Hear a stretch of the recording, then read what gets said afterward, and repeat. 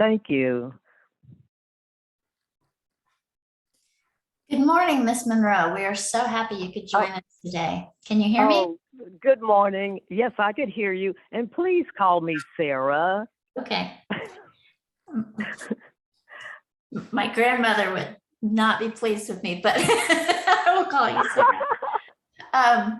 Thank you for joining us. I curate the projects at the Oakwood Cemetery Chapel as part of the Museums and Cultural Programs Department of the City of Austin.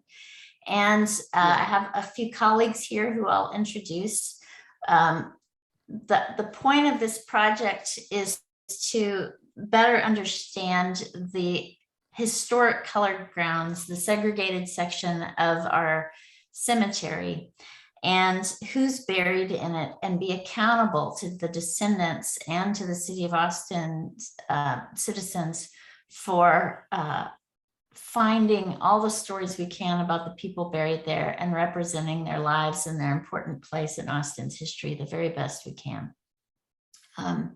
We are grateful to have received this grant from the National Endowment for the Humanities to create a digital 3D model of the cemetery grounds, trying to represent all the history of all the people buried there in a database that's open to the public, and that would include historic photos like the one you shared on Find a Grave, and family trees, and where these people lived and worked and went to church and went to school in their lives in Austin. One of my colleagues here is Greg Farrar. He is also a Sarah. Hi, Greg. He found your Find a Grave entry, and we got very excited about finding you last week. So I know nobody's usually sitting around waiting for an email that they've just been discovered, but we are your big fans now. And looking forward to working with you to learn about your family. And Greg's great-great-grandfather was the first president of Samuel Houston College. Oh my gosh. His name was Reuben Shannon Lovingood, and I met Greg because he and his family members came to the cemetery to visit their ancestors, and I enthusiastically begged Greg to come work for us. So for the past 2.5 years, he's been researching the burial lists and what we can know about the people buried there. We also did a big legacy project on Houston Tillotson University that we published, and we published. You know, that is amazing. My mother went to the old Sam Houston. I went to Houston Tillotson. Oh, wow. So that is really nice. Very exciting to also find alumni. Very cool. We will be inviting you to Austin to come, if you can travel, to come give us an oral history project. Yeah, no problem. And Okay. in fact, my oldest son lives in Houston, but my heart is in Central Texas. I was born and raised there. Ancestors are from there. Yeah, so anytime, any excuse to go to Austin. Great. We would love to visit with you much more in person and show you. All right, no problem. My colleague Caitlin Hill is here, and she works for the Cemetery Operations Division and works on the biographies and history of people at all of Austin cemeteries, not just Oakwood. And yes. Yeah, we just got to debut a video storytelling on Evergreen Cemetery on Saturday, and it was very satisfying. So it was fun to get to work with our community on that project. Also with us is Dr. Maria Franklin. She is a professor of anthropology at the University of Texas at Austin, and she does historical archaeology working on African diaspora sites, and she's researching experiences on post-emancipation lives of Black Texans. And I got to work with her on the exhibit and project all together here on the chapel burials in 2020. Hello, Sarah. Yes. Hi.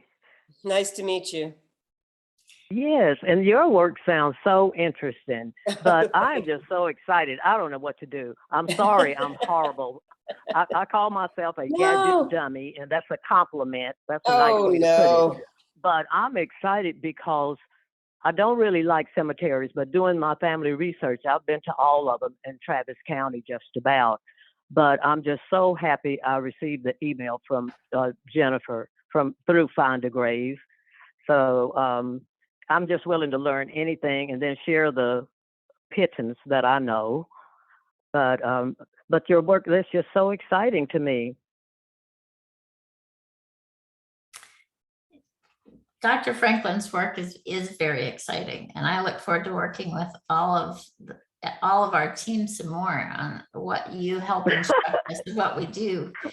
Also with us is Dr. Tara Dudley, and she is a member of the faculty at the University of Texas School of Architecture, and she's an expert in historic preservation, especially the built environment by Black Texans, both during the times of slavery and after emancipation. So a lot of the stonemasons, carpenters, and actual builders are people she's researched, and the buildings that are still in existence in Austin.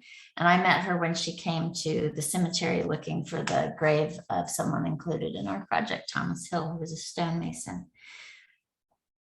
Tara, do you want to say hello? Yes, good morning. Thank you for joining us, Sarah. It's wonderful to have you. Thank you. Well, I'm just so excited to be invited to join. So thank you, everyone. And everybody's something. I'm an old history teacher, and I was a perfect family member to do our research because I enjoy it. Everyone else thought it was dull and just let me go. You know, just give me free rein to research our family history. But it's fascinating talking to other people who are into history too. Oh, absolutely. I wish I could have learned history from you, and very much look forward to hearing what you're going to share with us today. Thank you. We have one other colleague who's not on the call. Her name is Diana Hernandez, and she just finished her master's degree at the University of Texas School of Architecture, and she's working on a dissertation towards Mexican-American cemeteries in Austin and Travis County, but she was unable to. Yes. So with that, I'm going to tell you a little bit about the context of the cemetery, and then we'll open it up to the discussion. The cemetery was started in 1839, the same year Austin was declared a city, the city of Austin, renaming it from the town of Waterloo. The first person buried in our cemetery was that we understand, it's hard to find good records at the time, was an enslaved man being brought into Texas along one of the Native American trail routes through Bastrop, and he died while in transit, and it was buried near our western gates of the cemetery in an unknown location. So he was the first person that we know of the early people coming into Texas who is buried there. For a long time, the cemetery was technically in the property of the state of Texas, and we don't have any records of written burials from 1839 to 1859. And when the property was turned over to be one of the city cemetery, the first city cemetery in 1859, they started keeping ledger books of burials, but they were pretty scant records, and they were very unfairly kept for people of color.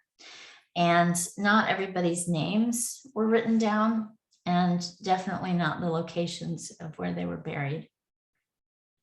Later, when people families were sold lots, like a curbed area for their family burials, those became private property, but the records for lot sales or who is buried in our historic colored grounds is very scant.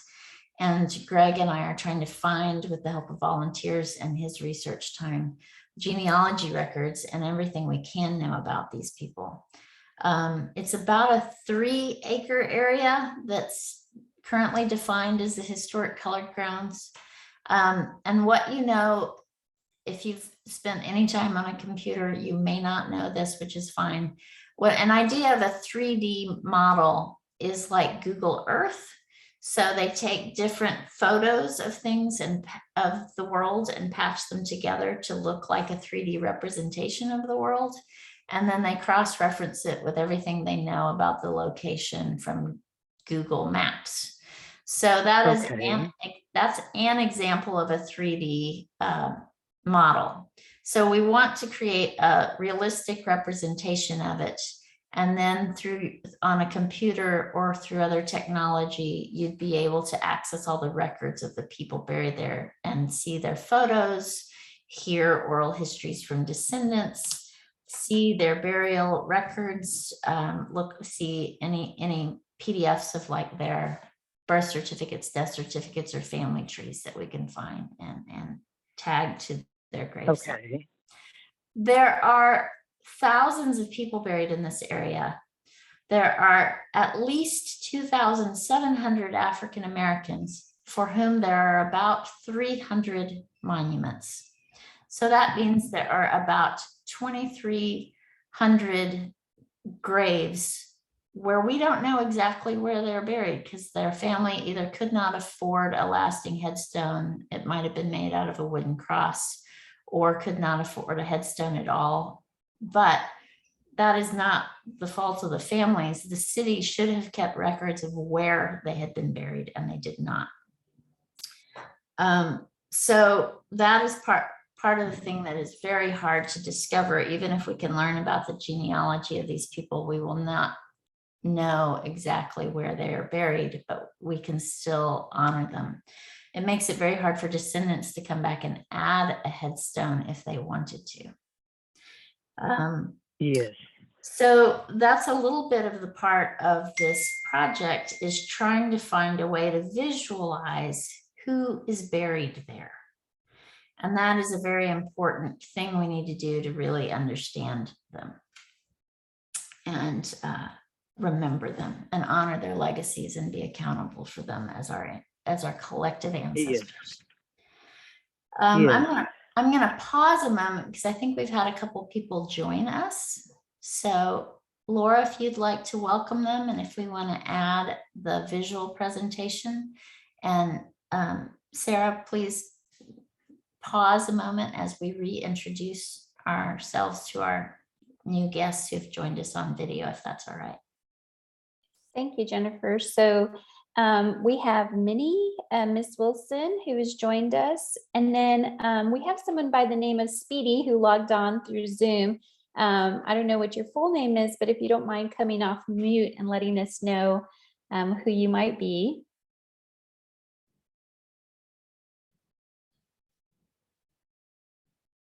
Are you there?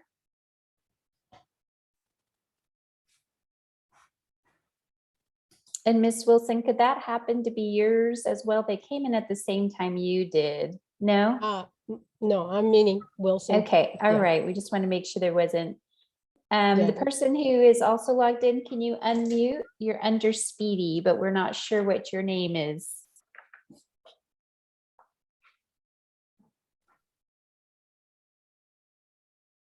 Jody, do you mind unmuting to see if we could hear? Hi, this is Ermelinda Samaripa. I'm using a new tablet, and so I'm just actually it's just like a couple of weeks old. So okay, sounds that's good. That's my problem. I'm sorry. No worries. That's Speedy was my dog, who's no longer with us. Oh, I'm but sorry in my to hear backyard, not at Oakwood. So thank you. Well, thank you, Ms. Ermelinda, and thank you, Ms. Wilson. We have a guest of ours that is on the phone. So she's not able to see the presentation, but she's here and we're talking to her. And we had just started the presentation and gave a little overview of what we were discussing. So we're going to pull up a couple of slides that Jennifer and Miss Sarah, we're going to go through this just one more time to give a visual to the two individuals that just joined us. And Ms. Ermelinda, you've seen this before, but we're just going to go through for our guest, Ms. Wilson, and kind of talk to her about the project. So Jennifer, I'll turn it back over to you. Sure. And Ms. Sarah, I will show these pictures to you in person when we get to meet. So this is a bird's eye. Thank you. No problem. This is a bird's eye view image of Austin in 1873. And it wasn't a very big town at that time. It was just under 2 square miles, and it retains the original grid that we now know as downtown. And the red rectangle that is drawn on the picture is approximately 4 acres that would have been the historic cemetery at that time. And it would have included the historic colored grounds as well as the old grounds, and possibly a little bit more area, but that was what was drawn with a kind of a fenced area on the bird's eye view map. And it at the time was a wooded hillside away from the city when the cemetery was founded. The blue rectangle roughly represents the now 40 acres that the cemetery grew into. And then additionally, the Oakwood Annex, another 18 acres was added to the east of that in 1914. So what we're trying to do is really see the lives these people in the last half of the 1800s were living, where and with whom, and really visualize their lives in this historic version of Austin. And so ideally the digital model we will build eventually won't just be of the cemetery, but will also be of their lives in Austin in the past, so that you could see the places that they lived and worked through historic photos and maps. At that time, there were approximately 1870 census says there were 4,428 residents of Austin. And of those, 36.8% were African Americans. And that is because Texas was developed as first its own country in a revolution against Mexico.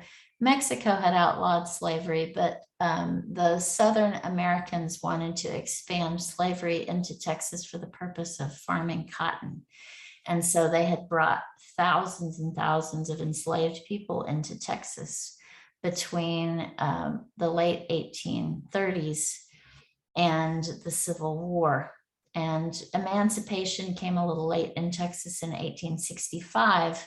So here in the 1870s, the freed Blacks had come to urban areas to find each other and their separated family members due to the slave trade in Texas. So they lived in what we call now freedom colonies around adjacent to Austin. And what is known as Robertson Hill would have just been to the south border of that blue line on East 11th Street and 12th Street. So that would have been adjacent to our cemetery at the time. So it's really important to kind of contextualize their lives. Austin was a very different place then. If you want to show the next slide, please. This is a picture of what Google Earth looks like as a 3D model, and it's everyone's most common understanding of a 3D model, whether you know it or not. It's taken from photographs and patched together to look like a 3D representation of the world. And it has information from Google Maps added to it, so that if there's information about a building or a place that's in Google Maps, it also shows up in the searchable information of Google Earth. So we will be creating a high resolution model of the monuments. But what you can also see in this picture is that there aren't that many monuments in the historic colored grounds that are in the area to the left of the image. And to the right of the chapel, which is the building you can see in the center bottom of the picture, you can see those curved family lots. And those to the right of the chapel were for more wealthier, usually white families, but the area just to the top right of the picture that is also a grassy area also has burials of African Americans there. So we're trying to consider the full geographic area where these people could have been buried and the full list of people As I said, there were 2,700 African Americans buried in this area, but there were also hundreds of Mexican Americans, as well as European American descendants who are on the lists of the marginalized people that were not treated fairly in the way the city buried them or sold them lots. If you will show us the next slide, please. This picture is a lot of information, but it is not this is a speculative idea of where those 2,300 unmarked graves, 2,397 scattered in a random digital pattern where there aren't known headstones. We have 300 headstones in an area of thousands of graves. So this is just an idea. Those white coffin-sized rectangles are just a speculative idea of where the people would be buried. But the area could be expanded and the numbers need to include the best approximation we can get of Mexican Americans and European Americans in addition to the African Americans buried there. So our goal is to really create a visualization that helps us deeply comprehend the number of lives that need to be researched and understood in their context and history. So I have done a lot of talking and we've used up a lot of time. But I will stop talking unless there's a factual answer to one of your questions, but Dr. Franklin and Dr. Dudley and Greg Farrar will lead the rest of the conversation.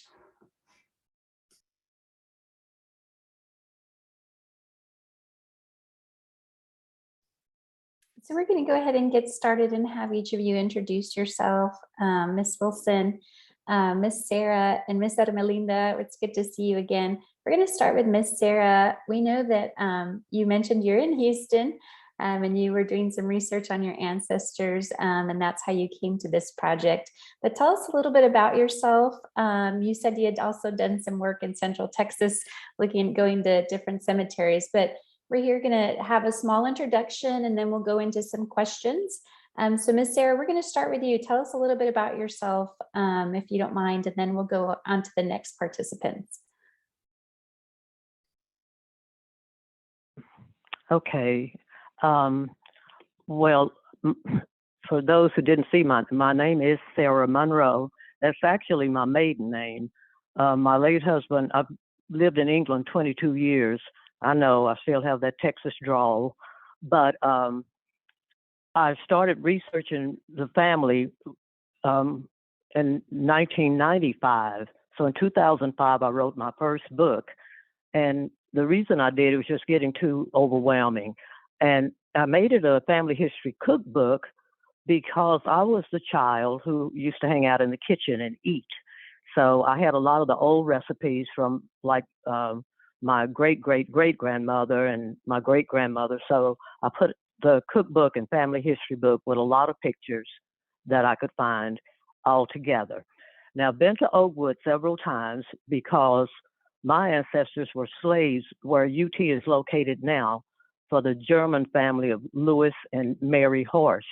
And old people said Horst, but it's spelled Horst. So my Grandma Grace's maiden name was Horst. And so they're buried in Oakwood, the slave owners, but the slave owner's son, Charles Horst, had 4 children by my ancestor, my great-great-great-grandmother. And so I found a lot of the graves in the colored section. I actually went over and met one of the caretakers at the old chapel, and you know, he walked me through, and I saw a lot of the names that were still there. But I have a long list of surnames for my relatives who are buried in Oakwood, and the ones that I know their full names and about when they died and were buried there. So it's really kind of a love story, because I tell people, you know, it was a slave owner's son, but he actually bought all of his children a house. He bought my great-great-great-grandmother a house. But I never made any contact. When my great-grandfather died, some of the the relatives, the horse relatives, actually came to his funeral. But I would just like to learn more because I'm fascinated. I was in England when I heard about the chapel, and people were actually buried there when it was built over them. That I always wondered if I had some relatives there that I don't know about. And I was curious about the DNA project they're going to do because I would just love to know. And I had my DNA test done. So I got the German ancestors, I have French ancestors, and a host of other countries. And the strange part, the African part is Togo and Benin, which I'd never even heard of them, but they were French colonies on the west coast of Africa. So it's just all overwhelming, and I love it. But most of my family are bored stiff with history, so I'm kind of the lone ranger out there. But I figured I had 95 family history books printed, and then when I updated it in 2019, I turned 70, and I said, well, I had 55 more printed. But I just would like, in my lifetime, because I'm coming up on the big 7-3, just to document as much as I can. And I do have a lot of pictures, because in the email, you kind of mentioned Margaret Davis. Well, she was my great grandmother's sister.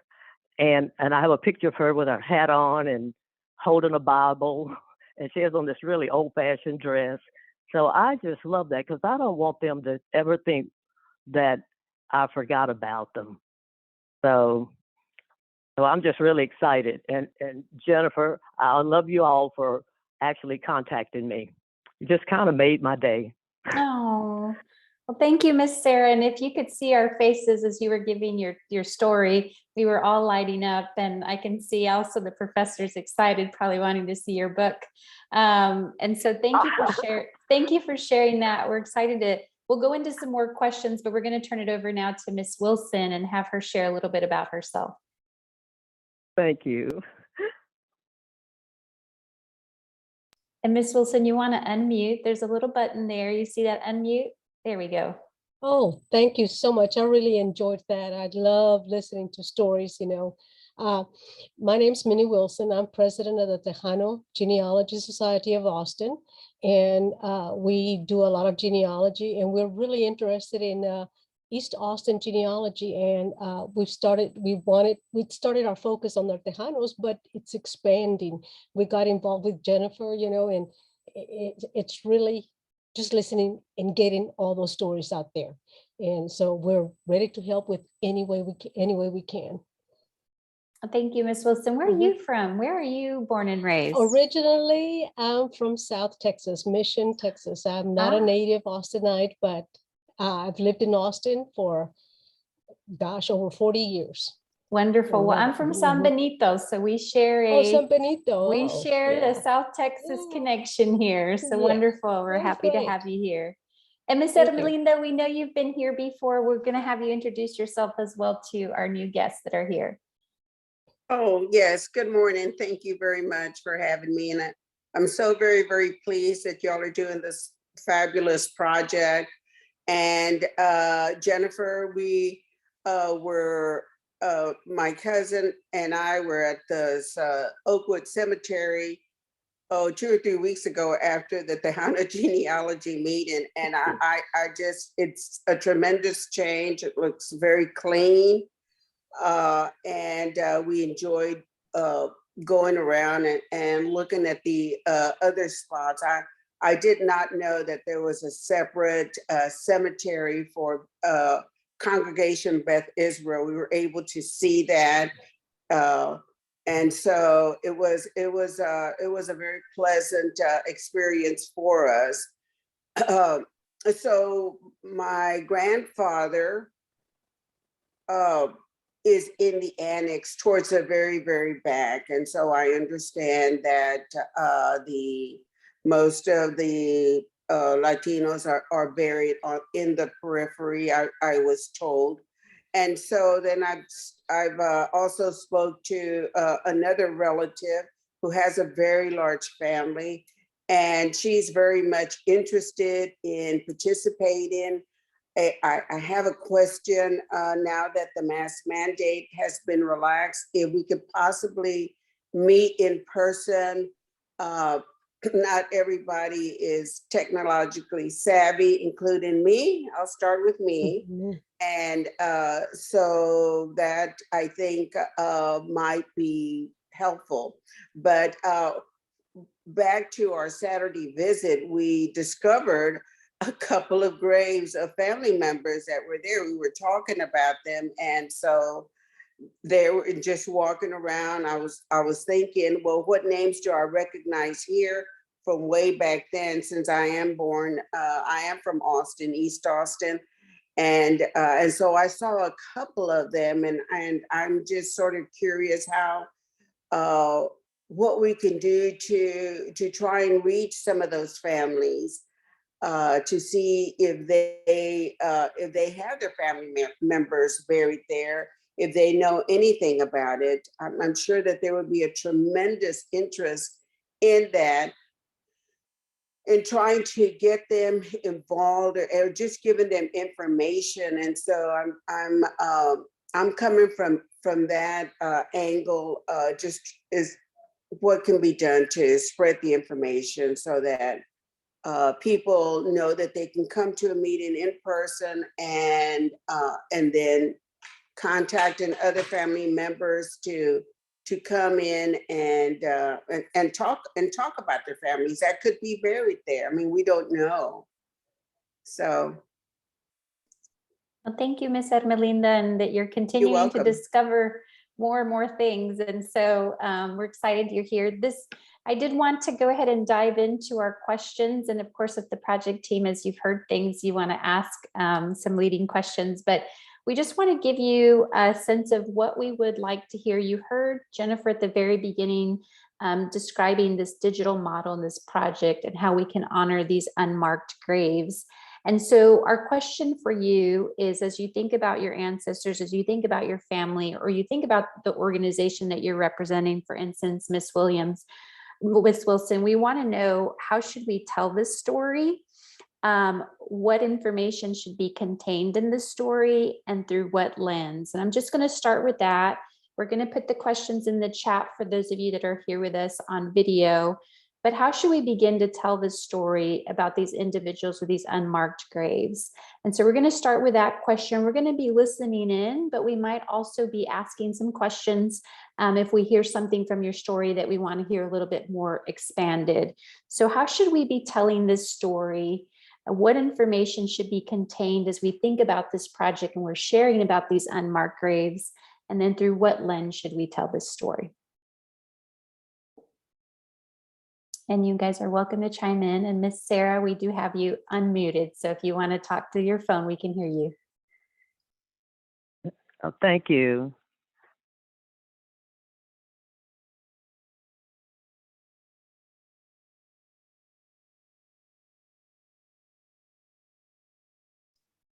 And of course, those questions may not be what's on your mind this morning. What's on your mind about this project? What are you thinking about?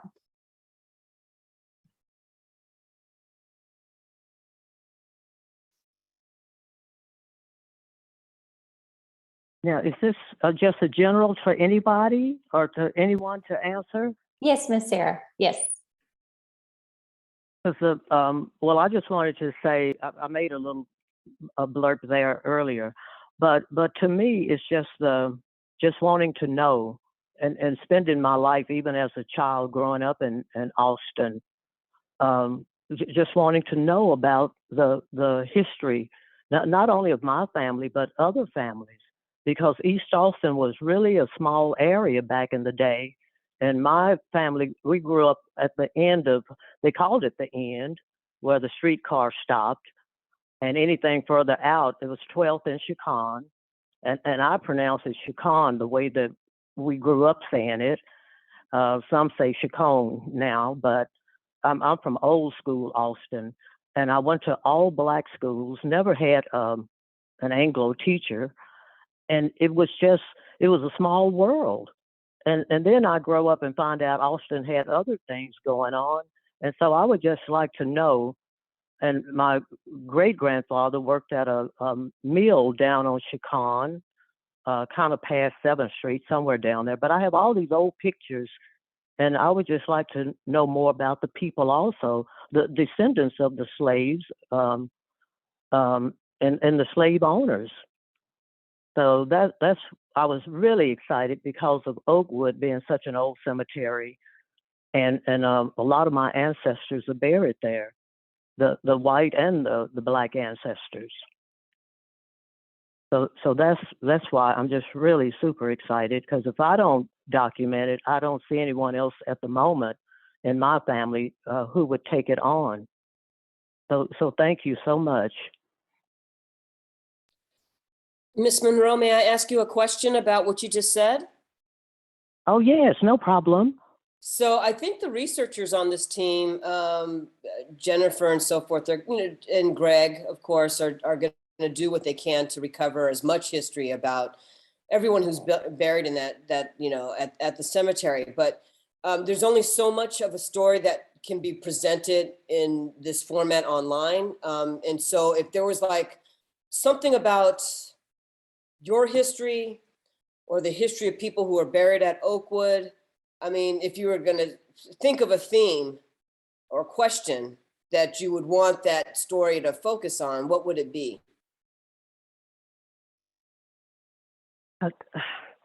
Well, I think it's just the reason I love people. Everybody has a history, and I think just to know what they did, how did they? I know for my family how we made it, but what did they do? And one of the surnames, a good example. I actually helped a family in Tennessee. They had a Shackleford, Levi Shackleford, who's buried in Oakwood, and he left home and never went back. So he was a circuit preacher in Texas. So I was able to kind of let them know what happened to him and what he did. But he's actually buried in Oakwood with but it's that curiosity for me. It's like what did they do? As opposed to my life now in modern times. So I think that's the main thing, just being curious about how they lived and what they did. If that makes sense. It gets to me. I get really emotional because I just feel a connection with some of the stories I hear from other families. Yeah, no, that's a perfect answer. I mean, there's no wrong answer, but Well, thank you. yes, but wanting to understand how people made a living, what their livelihoods were based on. I think that's a really interesting question. I think a lot of folks are interested in that too. Well, thank you, because I do get a little emotional. And I did old school research. I actually went to the State Archives building back in the day. It was before Ancestry.com. And so I'm just so excited there are other people interested.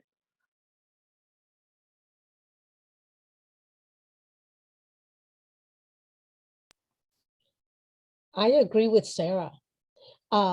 I've been doing genealogy for a long, long time. And my ancestors were settled in South Texas. I don't know if you all know what South Texas looks like, especially the western part. Sandy, rocky, just shrub, mesquites all over the place. How in the world did they make a living there? And why did they settle there? See, so and a lot of genealogists I know, especially new ones, all they're interested in is in names. But eventually they get hooked on the history because they'll arrive to that point where, why were they there? What was life like? Yes. And that's what, we start branching out, reading all about the history of that area. And yeah, I agree a lot with her. Oh, thank you. Mhm.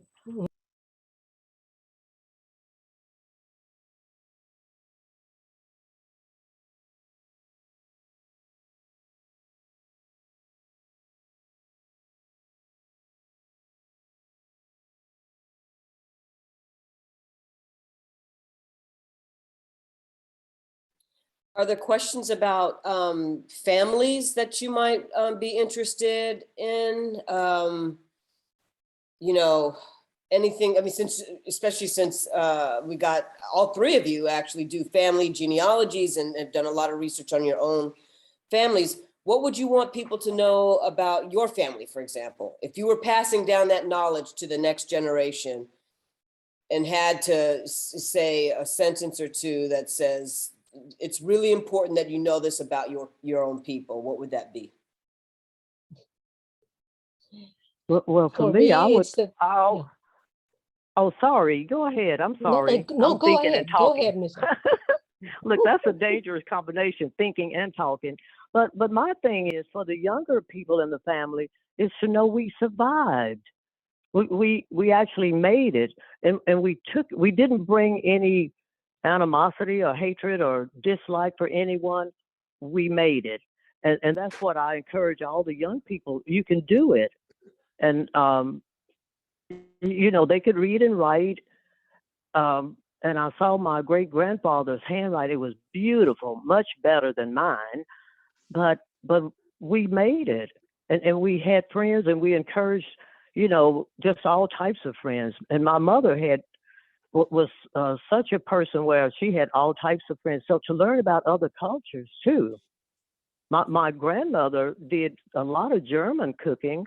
When we were growing up, we just ate it. We didn't wonder where she learned that, but she got it from her father, and then her mother was maiden name Shackelford, and she made a lot of British type dishes, marmalade, but now that I'm older, I say, descendant of a slave making marmalade and all other kind of British type mince pies, and it's just it's fascinating how they survived. And that's what I'd like for people to understand. They made it. They actually survived. and I'm, with I'm, us, it's, I'm sorry, go ahead. No, and with us, it's not only did we make it, but our history, our Tejano history is not out there. And we were here in 1745 and since then. And we want to remind people, hey, we were here then, we contributed, we have a history, we have a heritage, and we want you all to know about it. And that's where we come from. But yeah. Yes. Yes. If I could interject, I'm also very, very interested in knowing what life was like during that period. So my grandfather died in his early 30s, and I'm interested in finding out did they have access to health care? I worry that they may not have, and even not too long ago when I was in West Texas, as a child, the Mexican Americans there just did not trust the health system, and probably because they were not welcome. And so I'm very curious to find out what was it like for them to live here and to know that they had the ability, that they have the intellect. They may not have been able to go to school just because those avenues were just not open to them, because for various reasons. I mean, maybe they had to work to support the family. That's what I've always heard. But it was also, but there are other reasons. So I wanted to know what the climate was like for those families growing up here in Austin. I really do want to know that, because a lot of times that's sort of glossed over. People think that because we have the University of Texas in our back door, that we have always a very liberal and a very accepting community. And so having grown up here, I know that that is not true. And so, and academia is a tough place to work in for the people that work there. I'm fairly certain that it is. But but my grandfather was was bilingual. He could read in Spanish, he could read in English. He would read to my grandmother, my maternal grandmother, because she was illiterate. And I mean, I think that she was illiterate. If he was reading to her, then that means that either, you know, that she may not have known. And so, so you have a man here that can read both languages. I cannot read in Spanish. I can speak it, but I cannot read it. And I just need to make an effort to learn. So how was it that whatever work that he was involved in, how is it that he was able to know how to read and write in English and in Spanish? That was a big skill to have, especially when people were forcing you not to speak your language, you know, your primary language. So I'm very, very curious about that. And also what life was like for women at that time. I know that that based on the stories that I have heard about, I think it's my great grandfather that's buried there too. But on another line, family lineage, I just wonder. I just know that my maybe great grandmother. I mean, they couldn't work. They stayed at home. What did they do? How did they? What were some of the things that they do to supplement the family income? So one of the things that, and it could have been harder for a woman than it was for a man, because not only did they have to raise a family, they have to figure out how they were going to stretch what meager food they had to feed a brood. But my great grandmother, she hired herself out as a nursemaid. That's how she helped for that family to survive. And my mom told me that about her. So I'm curious to find out what they did. I'm sure that a lot of them worked in the fields when they had to, you know, maybe having recently given birth to a child, and you still have to do that. You still have to come home and raise your family. You still have to come home and cook and clean and do everything long after, you know, everybody else has gone to sleep, especially the men. So I really want a picture of what that looks like, if at all possible. Thank you. No, thank you. You know, that's amazing. As you were talking, I was just thinking, because I research mainly Black history, but everything you just got through saying about Black women, that's basically what, you know, Black women who were tenant farmers and sharecroppers, you know, they were working out in the field. They still had to go take care of their kids, feed the family. If you were living in urban Austin, you know, it's a lot of those women would have been working as taking in laundry, working for white families as domestics. Right. And, you know, I'm not an expert on Mexican American history, but I'm just seeing now that there's a lot of overlap, and that there is, you know, that there's a story that could be told, that, you know, we could tell that touches the lives, you know, that touch the lives of many people across racial lines, right? That if you were the working poor, you know, the people who contributed to the building of Austin, literally, there's a lot of similar things that women, for example, had to experience because they were raising their children and so forth, right? Yeah, it's interesting. Yep. Thank you. It was hard. It was really hard for them. Yeah, absolutely. I know a part of kind of the story of Oakwood is how people ended up getting there. So when we talk about like the Jim Crow era medical treatment for people of color, was probably a pretty big contributing factor to some, you know, fatalities and stuff. I know that my great grandfather, R.S. Levingood's first son, Penman Levingood, later on in his life, he would say I think he went to the doctor one time and he was shocked at the cost, and he would say that, when I was younger, we could just give a chicken to the doctor, and that would pay our bill. And so I think there was a lot of trading involved, based off of the skills that you had or what you had in order to, acquire things or go to the doctor, have the doctor come. And so I think it's really interesting as we talk about wanting to expand this idea of really how people lived. It's like, what were their options for work? What were their options for education? What were the options on medical treatment? And what was that medical treatment like?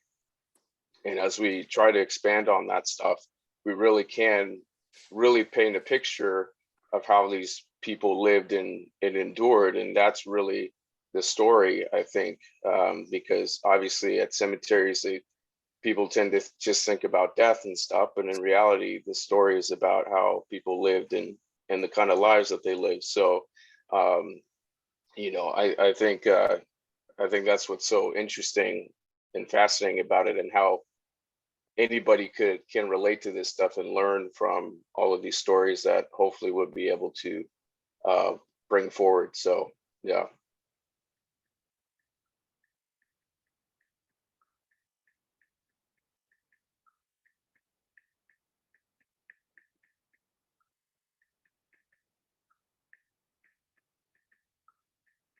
What else do you think is on your mind as we've been talking about this project?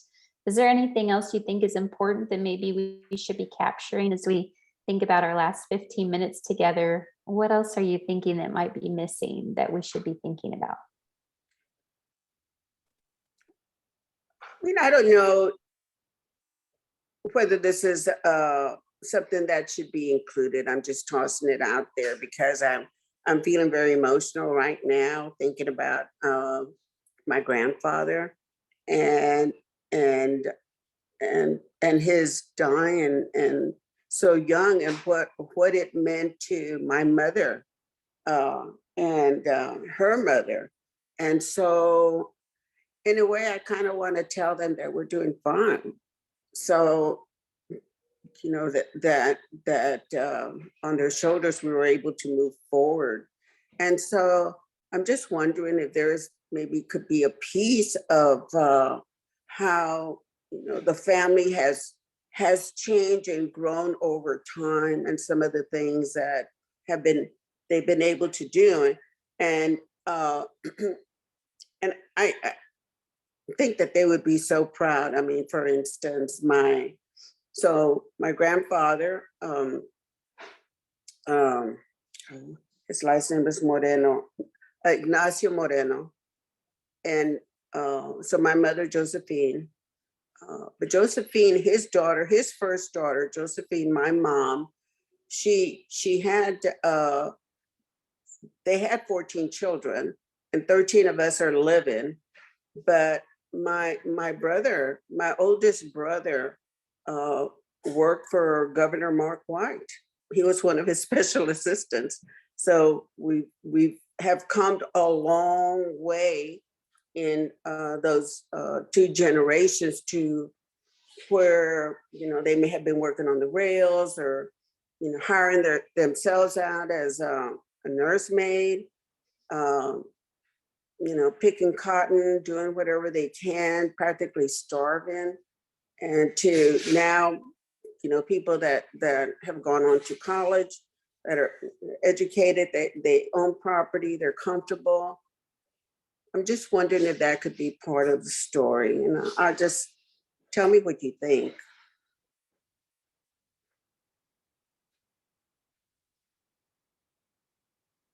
Minnie, what do you think about that?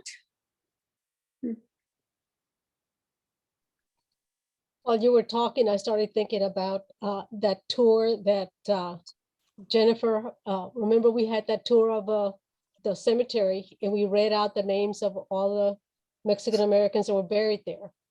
But and each of us took part in reading names that were supposedly buried in certain sections.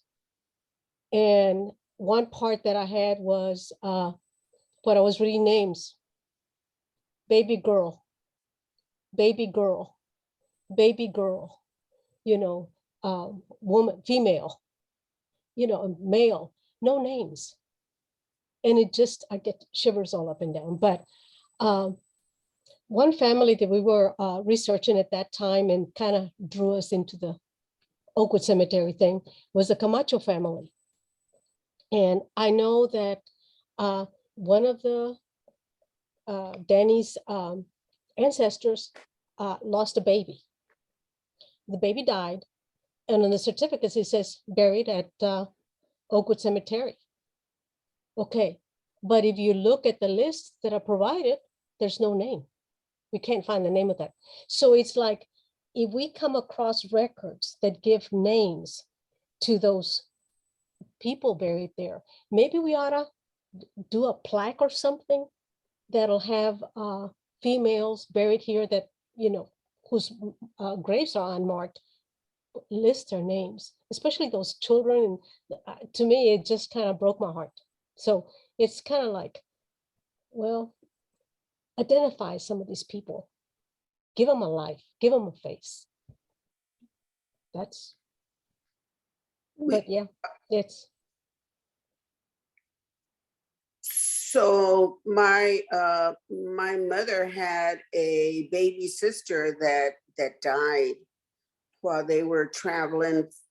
This was after my grandfather had died. My grandmother married someone else, and so they were coming back from, I guess, cotton picking in I guess West Texas, and they were coming back, and there was an infant, and the infant died en route. And I don't, that's all I know. I don't know a name. I don't know whether she was buried whatever county they were in, whether she was buried here. I don't know the year. I don't know anything. She could be one of those babies. I don't know.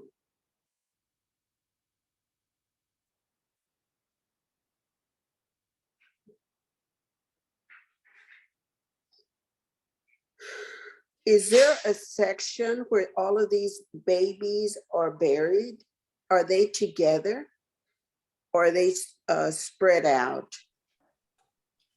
There's a section in the annex that is referred to as Babyland, where there is a lot of burials of infants and toddlers. There isn't a declared section for that in Oakwood, but there was a woman who had a lot of miscarriages and couldn't have her own children. So she donated her family, or bought a family lot for the burial of children. Nice. And then there are many children and infants buried at the city expense along the periphery of the cemetery in both Oakwood and the annex. But are they together, more or less together? Somewhat. Sometimes they're buried at the time they died, and sometimes there was a kind of an area. So it just depends on the decade, really. And if you have, a lot of young families weren't thinking about buying a family lot at that time. No. But in later generations, and even in Austin Memorial Park, there are lots of family lots where people are all together within the same family. So it just depends on the family's financial situation, and then the city's segregation system in whatever decade it was, sadly.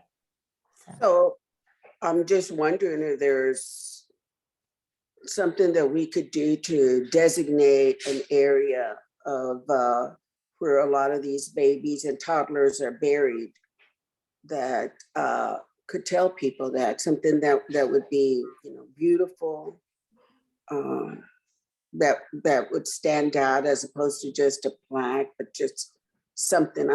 I don't know. It seems to me that we could recognize that with a couple of little paragraphs that we don't know, and just see, we could have, the city is unable to provide the resources, but maybe, we could. We could do something to bring recognition to it. I'd like to explore that further. I really would, because I think it's so important. that we recognize that people were here and that they touch other folks, and that, you know, we honor them in some way. And I just really want to do something, whatever that is, to bring recognition to them, to that, and that will help us all around, but something to honor those babies. And then we could just move on. I don't know. How does that sound? Well, maybe you and I, Jennifer, we can talk later about that. You have my contact information, and be happy to just sit down with you and or walk with you over there. And I don't live too far from Oakwood, and we could just, you know, kind of brainstorm. I'd love to do that. I'd love to have you and your family members come in for an oral history, and then we can also. Wonderful. Yes, absolutely. I could maybe get I don't know, 5 or 10 people there. Just be nice. That's good.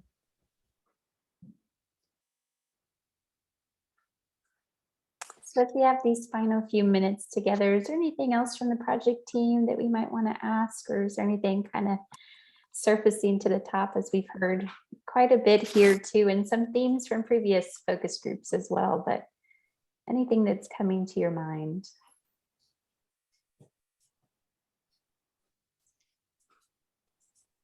I was wondering, while we have Dr. Dudley and Miss Sarah here, if Dr. Dudley knows anything particular about the Horst family. I'm sitting here like going bananas mentally. My face is trying to behave. But just specific to the project, my mind, but also my heart are full. And I'm just trying to think, not only with this group, with the meetings that we've had before, just all of the rich information. I can't imagine what more has come out in oral histories, and it's going to continue to come out. But with I'm thinking in terms of kind of keywords or themes. And today especially, just issues of sort of a network. And, you know, I'm a visual person. I think of the built environment and landscape and whatnot, but a map. And so just kind of all of these roads that people have traveled, but how they merged in Central Texas and in Austin, and then in Oakwood Cemetery specifically, and then in threads, and how all of these stories, even though we have these different threads that might be different colors, different materials, how they're weaving together in this kind of tapestry of information. And then just thinking of those two themes, about how, and I don't have an answer for this, it's just as I'm thinking about how then that will be visually, but also textually represented in the digital map, is something interesting, you know, a conversation that's going to be worth having for the project team, and what ultimately these maps look like. And yes, I have a lot of questions for Ms. Monroe about her family history, specifically because, as I said when we first started, I've been researching the contributions of African Americans to construction on campus. And I'm going to be talking about that on Friday, but also just in how the university has physically expanded into Brown and Black communities in its periphery. And of course, Dr. Ted Gordon is interested in this. Dr. Franklin has done work in this also, and specifically the Horst, because part of that property is where the practice, the big bubble, the practice football facility is located. And not that long ago, in doing some research on these connections, I was able to expand a little bit on that family tree. And now I know it's because of the information that Ms. Monroe has been adding to find the grave, and how it's been picked up by Ancestry and whatnot. So thank you immensely for that work. It's been fantastic. And at some point in the future, I would love to talk to you more about your family history, and maybe when you're here in Austin can be present when, so we can kind of kill two birds, or many birds with one stone, in the conversation that you'll have with Jennifer and the Oakwood Cemetery staff. So thank you, and thank all of you for your tremendous work, because it really helps researchers like myself, like Dr. Franklin and other, to be able to enrich these stories and really give faces, and lives. Otherwise, and for me as a researcher, it's not just names. I'm doing lots of similar research. This is kind of my professional or academic family, but with my personal family, and just hearing your stories and the emotion that it evokes, and making these connections, and what it means for us in the future, and our legacies, and how we're going to represent that or visualize that for the cemetery. But I have two young daughters, and it's important for me to tell their stories of family and their struggles and perseverance in Texas and Louisiana and so on and so forth. So just my mind is going crazy right now, and I thank you for that, seriously. I was going to say just briefly, it's one thing to know that there are people buried in a place, and it's another thing to know how many, and another thing to know their names. But when you have pictures of them looking right back at you, then that's when it becomes personal, And that picture of your ancestor, Margaret Davis, Sarah, is an amazing picture. And it really, I think, just pulls all of this into view. So thank you for contributing that. Well, look, I tell you what, I am just so excited because I've been doing this a long time. I've run into brick walls. I gave a copy of my first book to the Austin History Center, I think it's called, down by the old courthouse. Yeah. And I went back and asked them about the book, and they didn't have it.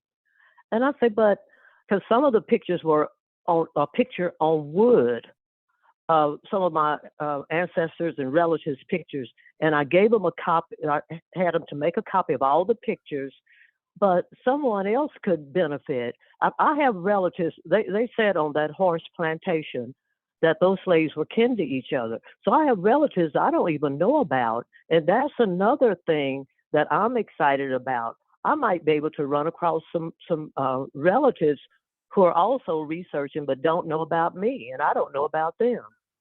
But I think you all are absolutely wonderful, and I'm just so excited. I know my family's going to get sick of me talking about this, but anything I can do, because my book is amateurish. I had it printed up myself, and because I didn't want the family struggling trying to pay for it.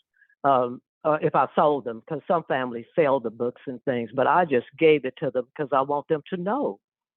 And I do appreciate you all. I love you to bits. Not everyone's going to understand what you're doing in the moment, but one day they will. So don't let that stop you. Keep going. Well, thank you. Thank you so much. And anything I can do, and I don't mind coming back to Central Texas. That's my comfort zone. That's home. And if I could get my son out of Houston, I'd be up there in a heartbeat. So anytime, if you need me up there, I'll be there. So with that, we're going to go ahead and wrap up. And we mentioned this about next steps, but Jennifer, if you just want to share with them one more time, somewhat of the next steps, and so we can wrap up here. Yes, Miss Sarah, Miss Ermelinda, and Miss Wilson. I would love to have you come in and share your stories as an oral history, and we will video you and pay you with a stipend for your time. And we would love to digitize any photos or records you have and share them as part of your ancestors' stories. We'll also give you back the digital images for you to share with your younger generation family who somehow don't understand how rare those pictures are. And we also have an initiative that we're working towards, write some more grants to do more. Additionally, Caitlin and I are working hard with our colleagues at Parks and Recreation on how to memorialize both the chapel burials as well as really tell the ongoing story, because more and more things are getting digitized, being put on the Ancestry and coming online. So we really want to have an opportunity to create some kind of homecoming event where when we finish the memorials and the interpretation for the people buried here sometime in the next year or two. And we really appreciate all your suggestions of how to envision that homecoming and make this cemetery a place where your ancestors are honored. So we really, your recommendations will go a lot further than this digital project. So just thank you, and we will be in touch with invitations to come to your oral history, and just really tell you how much we honor your time and consideration, and take any suggestions you have, and we will do as much as we can. So thank you very much. Thanks all. Thank you. Thank you so much. Thank you.